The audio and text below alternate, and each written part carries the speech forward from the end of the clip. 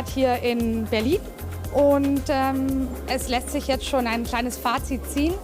Die 2 Themen, die wirklich im Fokus standen, waren zum ersten digitale Identitäten und digitale Signaturen und zum zweiten natürlich PSD2.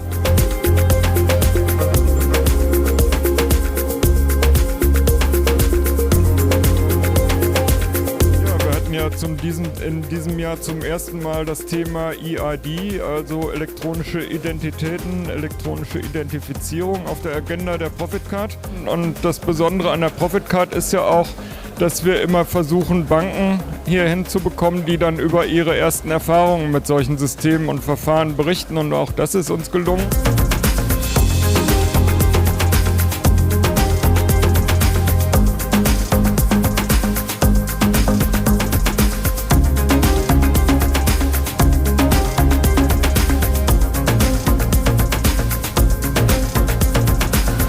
Ja, die digitale Antragsstrecke ist sicherlich eines der wichtigen Themen hier auf der ProfitCard und wir freuen uns hier als Autada einen aktiven Part einzunehmen und die schnellste Identifizierungs-, aber auch Signierungslösung digital für eine digitale Antragsstrecke am deutschen Markt präsentieren zu dürfen.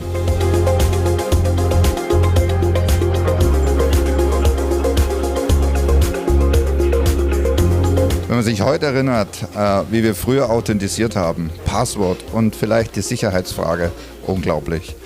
An der App, das zeigt so ein Kongress wie hier, führt einfach kein Weg dran vorbei.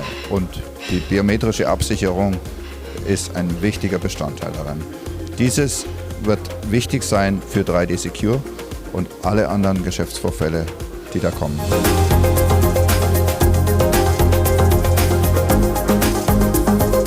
Ja, was wir insbesondere in den vergangenen beiden Tagen festgestellt haben, also nicht nur in unseren Workshops, sondern auch in den diversen Vorträgen und den Fragen des Auditoriums, ist, dass sich das Thema digitale Antragsstrecke zu einem Hype-Thema, also zu einem Thema von größter Bedeutung entwickeln wird und bereits entwickelt hat.